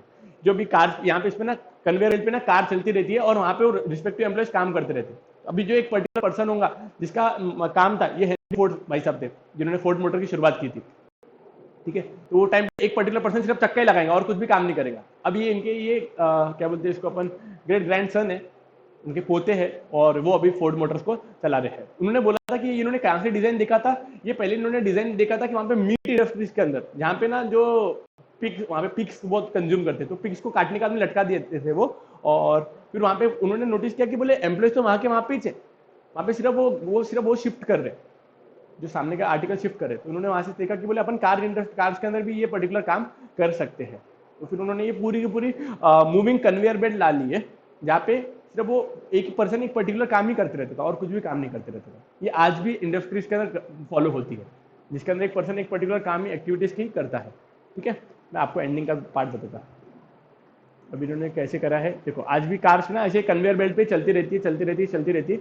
एक पर्टिकुलर पर्सन सिर्फ एक ही पर्टिकुलर काम करेगा और कुछ भी नहीं करेगा। किसका काम होगा? सिर्फ हॉर्न को सेटअप करना, तो सिर्फ हॉर्न ही लगाएंगे और कुछ भी नहीं लगाएंगे। ठीक है, ये एक था वीडियो, ये हेनरी फोर्ड ने लाया था। Mister Henry Ford, founder of Ford Motors, introduce the concept of assembly line to the world. Earlier only one worker used to assemble a line from its beginning to the end. However mister Henry Ford introduce the assembly line. ये assembly line का मतलब क्या है? वो पूरी line setup रहती थी, वहां पे सिर्फ कार का स्ट्रक्चर रखते थे। और फिर धीरे धीरे एम्प्लॉइज ना, जिसका काम था भाई तू स्टेयरिंग लगाएंगे, तो वो सिर्फ स्टेयरिंग लगाएगा, पीछे हट जाएगा। फिर उसके सामने दूसरी कार आएंगे, उसके अंदर स्टेयरिंग लगाएगा, पीछे हट जाएगा। तीसरी कार आएंगे, स्टेयरिंग लगाएगा, पीछे हट जाएगा। उसके बाजू वाला वर्कर, उसका काम है चक्के लगाना, तो वो सिर्फ चक्के लगाएगा, बाजू हो जाएगा। चक्के लगाएगा, बाजू हो जाएगा, चक्के लगाएगा, बाजू हो जाएगा। अब वो पर्सन को जिंदगी भर सिर्फ चक्के लगाने के, अब वो चक्के लगाने की उसकी इफिशियंसी बढ़ जाती है, हाँ कि ना? Yes, mister Henry Ford introduced assembly line which involved the building various workstation. Each workstation has to assemble just one spare part. एक पर्सन को सिर्फ एक ही पर्टिकुलर पार्ट को असेंबल करने का। This help to complete the job much faster and in an efficient manner. इस वजह से क्या बोला कि इस वजह से क्या हुआ, एक पर्सन को एक ही पर्टिकुलर काम करने का है तो उसकी इफिशिएंसी बढ़ गई। पक्का पक्का? यस। अब उसका आ रहा है principle of authority and responsibility. Principal of authority और रिस्पॉन्सिबिलिटी, प्रिंसिपल क्या बोलता है कि ऑर्गेनाइजेशन के अंदर ना जो रिस्पेक्टिव पर्सन की जो अथॉरिटी देके रखी हुई है, उसने वो भी पर्टिकुलर काम करने का ना। जैसा रॉ मटेरियल डिपार्टमेंट होगा, प्रोडक्शन डिपार्टमेंट होगा, डिस्ट्रीब्यूशन डिपार्टमेंट होगा, जो भी रिस्पेक्टिव पर्सन है उसने वो रिस्पेक्टिव काम ही करने को ना, इसके अलावा बाकी के काम नहीं करने को। उसका काम उस चीज नहीं करने को ना, दूसरी बात उसको कोई बीच में इंटरफेयर नहीं करेगा उसके काम के अंदर। ठीक है, और फिर उसके बाद में उसकी रिस्पॉन्सिबिलिटी पे आ जाएंगे। पढ़ते क्या बोलते हैं? Authority means giving power to give order and get work done. क्या बोल के रखा है उसने? पावर का मतलब क्या है? एक पर्सन के पास में दे दिया कि भाई तुमने ऑर्डर भी देना और तुमने वर्क कंप्लीट करवा के लेना। A manager can work properly only if he has given authority to take decision. एक आदमी सिर्फ एक ही पर्टिकुलर काम सिर्फ तभी कर सकता है जब उसके बाद में फुल कंप्लीट तरीके से उसको अथॉरिटी दे दी है। However, with authority comes great responsibility. अच्छी अथॉरिटी के साथ में आपको रिस्पॉन्सिबिलिटी भी आ जाएंगी। When authority has given to manager, he is responsible for that work. If the work is not completed, that manager is held responsible. वो तो अपने को समझ में आकर रखे हुए। अथॉरिटी का मतलब क्या है? एक पर्टिकुलर पर्सन को आप पर्टिकुलर रिस्पॉन्सिबिलिटी देते हो वो काम को कंप्लीट करने की। एक आदमी वो पर्टिकुलर काम तभी अच्छे तरीके से कर सकता है जब उसको अच्छे तरीके से कंप्लीट अथॉरिटी देके रखी हुई है। अथॉरिटी के साथ में रिस्पॉन्सिबिलिटी भी आ जाएंगी। अगर वो पर्टिकुलर काम प्रॉपर तरीके से कंप्लीट नहीं हो पाया, टाइमली मैनर में कंप्लीट नहीं हो गया, उस चीज के लिए वो पर्टिकुलर पर्सन खुद ही रिस्पॉन्सिबल माना जाएगा। If the work is not completed, that manager is held responsible. पक्का पक्का यहां तक समझ में आया? Principle of unity of direction, मस्त पॉइंट है। कंपनी के अंदर फैक्ट्री मैनेजर रहता है, ये फैक्ट्री मैनेजर की रिस्पॉन्सिबिलिटी रहती है कि वो डिसाइड करेंगे कि आज क्या प्रोड्यूस होने वाला है। उसका ही अकेले आदमी का ही प्लान रहने को ना। अभी 2-3 लोग अगर साथ मतलब प्लान कर रहे, अलग अलग प्लान कर रहे, तो फिर क्या सारे के सारे प्लान एग्जीक्यूट हो सकते हैं एक साथ में? नहीं, एक ही प्लान एग्जीक्यूट होगा। इसलिए क्या बोल के रखे उन्होंने कि ऑर्गेनाइजेशन के अंदर एक ही पर्सन रहने को ना, जिसने डिसीजन लेने को ना, और उसका एक ही प्लान होने को ना। अच्छा, डिसीजन लेने वाला एक था लेकिन उसके मल्टीपल प्लान। अरे मल्टीपल प्लान साथ में तो ना कर सकते, one plan at a time. उन्होंने क्या बोला? This principle said that there should be one head and one plan in every organization. हर एक ऑर्गेनाइजेशन के अंदर एक ही बंदा रहने को ना और उसका एक ही प्लान रहने को ना। पक्का पक्का? Yes. Each group in the organization should have the same objective and the work should be directed by one manager using a single pen. क्या बोल के रखा उन्होंने कि ऑर्गेनाइजेशन के पास में सेम ऑब्जेक्टिव रहने को ना, और हर एक ऑर्गेनाइजेशन के जितने भी ग्रुप फॉर्म्ड है उसको भी डायरेक्ट करने वाला एक ही मैनेजर होने को ना, उसके पास में भी एक ही प्लान रहने को ना. कितना मस्त बोला उसने. क्या बोला उसने कि ऑर्गेनाइजेशन का एक कॉमन ऑब्जेक्टिव रहने को ना. भाई आज का हमारा पीयर्स का बनाने का टारगेट है, तो हमने पूरे का सारे के सारे ग्रुप्स को बोल दिया सब पीयर्स बनेंगे, पीयर्स बनेगा, पीयर बनेगा, लक्ष्य कोई नहीं बनाएंगे. आज हमने डिसाइड कर लिया ना, तो पूरी की पूरी टास्क फोर्स एक ही पर्टिकुलर काम करेंगे, peers peers peers peers peers. उसको भी डायरेक्शन देने वाला एक ही मैनेजर रहने को ना. ऐसा क्यों बोल के रखा उन्होंने डायरेक्शन देने वाला एक ही मैनेजर रहने को ना. अलग अलग मैनेजर सब अपने अपनी तरीके से करने को बोलेंगे और सब अपने अपने तरीके से बोलेंगे तो एम्प्लॉयज किसी सुनेंगे. समझा क्या. यस. और वो पर्टिकुलर पर्सन जो डायरेक्शन दे रहा उसके पास में भी एक ही प्लान रहने को ना. 15-15 मिनट में अगर वो प्लान चेंज करेगा तो एम्प्लॉयज फोकस ही नहीं कर पाएंगे. बोले यार हमारा प्लान, हमारे को मैनेजर क्या क्या बोलता है हमको समझते ही नहीं है ना. ठीक है. हर एक ग्रुप का एक ऑब्जेक्टिव रहना चाहिए एंड ग्रुप को डायरेक्शन देने वाला भी एक ही पर्सन एक ही रहना चाहिए. राइट. देखो जनरली बच्चे बोलते हैं सर अब देखो ऑर्गेनाइजेशन के पास में, हिंदुस्तान लीवर के पास में तो कितने सारे पैसे हैं, अब क्या एक ही फाइनेंस मैनेजर का को लगाना, वो कितने कितने सारे फाइनेंस मैनेजर लगा सकते हैं. हाँ कि ना. लेकिन ऐसा क्यों करते, वो मल्टीपल फाइनेंस मैनेजर क्यों नहीं लगाते, वो यूनिटी ऑफ कमांड की वजह से लगाते. देखो वैसे फाइनेंस मैनेजर तो ना कितने भी, मतलब वो एक कंपनी के अंदर ना वो कितने भी लोग अपॉइंट कर डालेंगे, लेकिन अब कितने भी लोग अपॉइंट करेंगे वो आगे जाके जब वो मतलब उनको काम देने की रिस्पॉन्सिबिलिटी आएंगी. सपोजिंगली मेरे को दे दिया, मेरे अक्षय सर को भी दे दिया और मेरे एक दूसरे दोस्त को भी दे दिया, अब तीनों को दे दिया एक ही एम्प्लॉय. अब मैं भी डायरेक्शन दे रहा, वो भी डायरेक्शन दे रहा, ये भी डायरेक्शन दे रहा. डायरेक्शन नहीं बोला, चलो ये भी कमांड दे रहा है, मैं भी कमांड दे रहा, ये भी कमांड दे रहा, अक्षय सर भी कमांड दे रहे. अब तीनों लोग दे रहे, अब वो अल्टीमेटली सामने वाला कंफ्यूज नहीं होगा कि किसकी मानना है.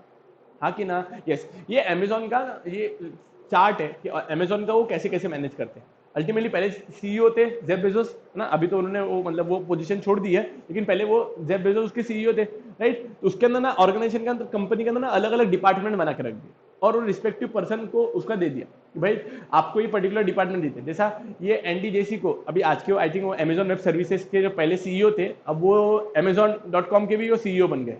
ठीक है. तो इन्होंने क्या बोला, ये Amazon वेब सर्विसेज थे, अभी इन्होंने क्या बोल के रखे हुआ है कि भाई आपको पर्टिकुलर डिपार्टमेंट दे दिया ना, आपके डिपार्टमेंट को ऑर्डर देने का, कमांड देने का भी काम आपके चाहिए.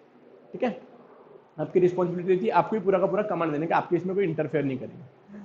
Each employee in organization should receive command from only one superior. क्या बोल के रखा है कि हर एक ऑर्गेनाइजेशन के अंदर हर एक एम्प्लॉइज को कमांड देने वाला एक ही व्यक्ति रहने को ना, एक पर्सन से ज्यादा नहीं रहने को ना. बिकॉज अगर उसको मल्टीपल लोग अगर कमांड देंगे तो वो कंफ्यूज हो जाएंगे. It help to avoid confusion. इसकी वजह से क्या हो जाएगा, वो सामने वाला कंफ्यूज नहीं होगा. If an employee receive command from more than one superior, he will get confused. He will also not understand whose order is to be executed first or whose order is to be followed first. उन्होंने क्या बोल के रखे हुआ है कि organisation के अंदर एक ही पर्सन रहना चाहिए जो कमांड दे रहा है और एक ही सुपीरियर रहना चाहिए जो कमांड दे रहा है. For avoiding it help to avoid confusion. इसकी वजह से कंफ्यूजन अवॉइड हो पाएगा. अगर एक पर्सन को मल्टीपल पीपल कमांड दे रहे हैं, क्या बोला उसने, एक ही पर्सन को मल्टीपल पीपल अगर कमांड दे रहे हैं तो जो पर्सन जिसको कमांड दिया जा रहा है वो कंफ्यूज हो जाएगा, है ना. इस वजह से उसको समझेगा नहीं किसका ऑर्डर पहले फॉलो करना है, किसका ऑर्डर बाद में फॉलो करना है. इसकी वजह से अल्टीमेटली क्या हो जाएगा, जो हमारे वर्क करने की एफिशिएंसी थी वो हैम्पर्ड हो जाएंगी. For this organisation hierarchy should be well defined. इस वजह से ना ऑर्गेनाइजेशन के अंदर ना हायरार्की बहुत क्लियरली डिफाइन करके रखना. ये मेरा मैनेजर, मैनेजर के 4 एम्प्लॉइज, ये इसका मैनेजर, ये मैनेजर के 3 एम्प्लॉइज. अभी हायरार्की है डिफाइन हुई भी है ना, तो ये वाला एम्प्लॉय सिर्फ ये वाले मैनेजर की बात सुनेगा, ये वाला एम्प्लॉय सिर्फ ये वाले मैनेजर की बात सुनेगा. अगर ये वाला एम्प्लॉइज सॉरी ये वाले एम्प्लॉइज को ये वाला मैनेजर समझो सिंह किसी दूसरे डिपार्टमेंट का मैनेजर अगर डायरेक्शन देगा तो वो मानेगा नहीं. क्यों? बिकॉज बोले आप मेरे मैनेजर ही नहीं हो, आपकी मेरे को सुनना रिस्पॉन्सिबिलिटी नहीं है. समझा क्या. Principle of unity of command का मतलब क्या बोलता है कि हर एक डिपार्टमेंट के अंदर एक ही पर्सन रहना चाहिए और उसमें एक ही कमांड, मतलब कमांड देने वाला एक ही पर्सन रहना चाहिए. ठीक है. अगर कमांड देने वाला मल्टीपल पर्सन है तो सामने वाला कंफ्यूज हो जाएगा. ठीक है. Each employ should know the immediate superior and should receive order from him only. इसी वजह से क्या बोल के रखा है कि बोले उसके बाद एक ही सुपीरियर रहने को ना और उसने एक ही पर्सन से ऑर्डर रिसीव करने को होना. प्रिंसिपल ऑफ ऑर्डर जैसे मैंने आपको बताया था, इसको मैंने स्टैपलर से याद रखता था प्रिंसिपल ऑफ ऑर्डर, क्योंकि हमने एक्चुअली देखा था तो स्टैपलर भी उसको मार्क कर रखते कि हाँ स्टैपलर, सीजर, स्टैपलर की पेन का छोटा सा डब्बा 10 रुपए का डब्बा आता बस, लेकिन उसके लिए भी ना बॉक्स बना के रख डालते थे.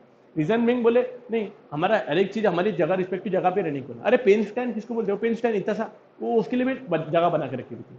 क्यों? बोले जो चीज वहां पे है वहां पे ही रहनी चाहिए. This principle is based on the a place for everything and everything in its place. ये प्रिंसिपल क्या बोलता है कि हर एक चीज का एक रिस्पेक्टिव प्लेस रहना चाहिए और हर चीज अपनी अपनी प्लेस पे रहना चाहिए. ठीक है. Human resources and material should be at the right place at the right time for the maximum efficiency. बहुत काम का पॉइंट बोला उसने. क्या बोला उसने मालूम क्या, कि ह्यूमन जो भी हमारे जितने भी ह्यूमंस रहते ह्यूमंस का मतलब क्या, हमारे पास में जितनी भी टास्क फोर्स है, लोग जो हमारे ऑर्गेनाइजेशन के अंदर काम कर रहे हैं, ये भी सही जगह पे ही रहना चाहिए। समझ में, हमने एक आईआईटी का पर्सन हायर किया है, उसको हमारे चौकीदार बना दिया हमने, खुन्नस। अब इससे क्या हो जाएगा, अब वो आईआईटी का पर्सन ना ऑर्गेनाइजेशन के अंदर चौकीदार है, उसको इंसल्टिंग फील होगी, ऑर्गेनाइजेशन छोड़ के चले जाएंगे। तो ऐसा नहीं होने को, इस वजह से क्या बोल के रखा है, राइट रिसोर्सेज एंड मटेरियल, उसको सही जगह पे हमने रखने को होना। The principle focuses on the proper utilisation of physical and human resources. ये प्रिंसिपल काय के ऊपर फोकस करता है कि हमने ऑर्गेनाइजेशन के अंदर फिजिकल रिसोर्सेज को और ह्यूमन रिसोर्सेज को प्रॉपर तरीके से यूटिलाइज करना चाहिए। पक्का पक्का, यस। ठीक है, यहां तक ये पूरे के पूरे टॉपिक हो गया। सिर्फ अपन ने 14 प्रिंसिपल देखे। ये 14 प्रिंसिपल को आपको कैसे समझने का है, आपको पहले तो कंसेप्चुअल क्लियरिटी तो होगी। ये पर्टिकुलर चैप्टर के अंदर आपको ना ये 14 प्रिंसिपल और साइंटिफिक मैनेजमेंट के 6 प्रिंसिपल वो ही ज्यादा काम के हैं। ठीक है, एक नेचर वाला भी काम कराएगा, ठीक है, लेकिन हमने को ये ज्यादा प्रिंसिपल काम के। आपको नहीं लगता कि आपको ये बहुत सिंपल प्रिंसिपल्स है? एक बार आप आपके ये इसमें से नोट्स में से देखना है, ये कि पूरे के पूरे बहुत सिंपल सिंपल प्रिंसिपल है और डे टू डे एक्टिविटीज वाले प्रिंसिपल है। कौन से प्रिंसिपल थे, एक बार का सिर्फ अपन हेडिंग देख लेते, कौन से प्रिंसिपल देखे थे अपन। ठीक है, आ जाओ 2 मिनट, सिर्फ प्रिंसिपल को अपन रिवाइज करेंगे कि हमने कौन से प्रिंसिपल देखे थे। क्या कौन सा पहला प्रिंसिपल कौन सा था बच्चा? पहला प्रिंसिपल था सर हमारा प्रिंसिपल ऑफ इनिशिएटिव, जिसके अंदर मैनेजर की रिस्पॉन्सिबिलिटी रहती है कि उन्होंने हमारे एम्प्लॉयज को मोटिवेट करना चाहिए for doing different type of work. ठीक है, और इस वजह से क्या हो जाएगा, एम्प्लॉयज मोटिवेटेड रहेगा, उसको सेंस ऑफ बिलोंगिंगनेस रहेगा। ठीक है, ऑर्गेनाइजेशन के अंदर उसको लगेगा कि हाँ ये मेरी कंपनी है, हमारी कंपनी। डिवीजन ऑफ वर्क, काम को एक पर्सन ने पूरा का पूरा काम को करना चाहिए क्या? नहीं, काम को डिवाइड करना चाहिए, एक पर्टिकुलर पर्सन को ही एक पर्टिकुलर काम देना चाहिए जिसके अंदर उसका इंटरेस्ट, स्किल्स और कैपेबिलिटीज है। धीरे धीरे उसके अंदर उसको और एक्सपर्टीज आ जाएंगी और वो एक काम बहुत इफिशिएंट तरीके से कर पाएंगे। इसके अंदर अपन ने क्या देखे थे, हेनरी फोर्ड भाई साहब ने वो असेंबली लाइन चालू करवाई थी, जिसके अंदर एक पर्टिकुलर पर्सन को सामने उसकी रिस्पेक्टिव ड्यूटी आ जाती थी, वो पर्टिकुलर पर्सन वही पर्टिकुलर काम करता था। Principal of authority and responsibility क्या बोल के रखा है इन्होंने, कंपनी के अंदर अलग अलग डिपार्टमेंट्स रहते हैं, अलग अलग डिपार्टमेंट के अलग अलग मैनेजर्स रहते हैं, अलग अलग मैनेजर को उनकी रिस्पेक्टिव रिस्पॉन्सिबिलिटी दे देना, उनके काम के अंदर किसने इंटरफेयर नहीं करना, है ना। तभी जाके वो कंप्लीटली, अगर उनके पास में डिसीजन लेने का पावर दे दिया तो वो अपना काम अच्छे तरीके से इफिशिएंट तरीके से कर पाएंगे। सेकंड चीज, अगर उनके पास में अथॉरिटी दे दिया तो उनके ऊपर रिस्पॉन्सिबिलिटी भी आ जाएगी, तो उनको काम उसको अच्छे तरीके से करने का है। प्रिंसिपल ऑफ कमांड क्या बोलता था, प्रिंसिपल ऑफ कमांड बोलता था कि ऑर्गेनाइजेशन के अंदर कमांड देने वाला व्यक्ति एक ही रहने को ना, बिकॉज अगर ऑर्गेनाइजेशन के अंदर मल्टीपल पीपल अगर कमांड दे रहे हैं तो सामने वाला एम्प्लॉय कंफ्यूज हो जाएगा कि हमने किसकी बात मानना और किसकी बात नहीं मानना। ठीक है, कमांड देने वाला व्यक्ति एक ही होना, सो दैट उसकी इफिशिएंसी पे हायर रहे और दूसरा उसका वर्क हैम्पर ना हो। प्रिंसिपल ऑफ ऑर्डर क्या बोलता था, हर एक चीज के लिए एक रिस्पेक्टिव जगह रहनी चाहिए और अपनी हर एक चीज अपनी अपनी जगह पे रहनी चाहिए। Everything should have a place and everything should be on its place. ठीक है, इस वजह से क्या, और उसका हमने क्या बोला, ह्यूमन रिसोर्सेज और मटेरियल अपनी अपनी रिस्पेक्टिव जगह पे रहनी चाहिए। प्रिंसिपल ऑफ डायरेक्शन क्या बोलता है कि डायरेक्शन देने वाला व्यक्ति अकेला ही रहने को ना और उसका एक ही प्लान रहने को ना। अगर डायरेक्शन देने वाला ऑर्गेनाइजेशन के अंदर मल्टीपल पीपल है, ऑर्गेनाइजेशन के अंदर अगर मल्टीपल पीपल अलग अलग डायरेक्शन दे रहे हैं तो सामने वाला पर्सन अलग अलग प्लान कर रहा है तो एक भी प्लान अच्छा सक्सेसफुल तरीके से ऑपरेट नहीं हो पाएगा। पक्का पक्का, यस। ओसीएम के अंदर ना ये टॉपिक्स ना थोड़े ऐसे ही जाते हैं, मैनेजमेंट के ऊपर ज्यादा रहता है, ज्ञान वाली बातें बहुत रहती है। ठीक है, मैं कोशिश करूंगा उसको ज्यादा से ज्यादा इंटरेस्टिंग बना सकूं। ठीक है, लेकिन उसका बेसिक नेचर ही वैसा है एज कम्पेयर टू एसपी। ये प्रिंसिपल जो भी ओसीएम के जो टॉपिक्स है ना वो थोड़े से ना ऐसा थोड़े टाइम के बाद में लैक करते। इस वजह से ना थोड़ा सा कॉपरेट करना, मैं ज्यादा कोशिश करूंगा कि आपको लेक्चर के साथ में ही उसको समझ में आ जाए। रिपीटेशन बार बार करूंगा सो दैट माइंड में फिट हो जाए आपको। ठीक है, thank you so much guys, bye bye, take care, love you. हम आपको इसके बाद वाले लेक्चर के अंदर, सेकंड वाले लेक्चर के अंदर इसके जो रिमेनिंग प्रिंसिपल्स है ना, अभी 6 देख लिए अपन ने, तो रिमेनिंग आगे के लेक्चर्स के अंदर अपन देखेंगे। ठीक है, 8 प्रिंसिपल्स बाकी अपने। ठीक है, thank you so much guys, bye bye, take care, love you.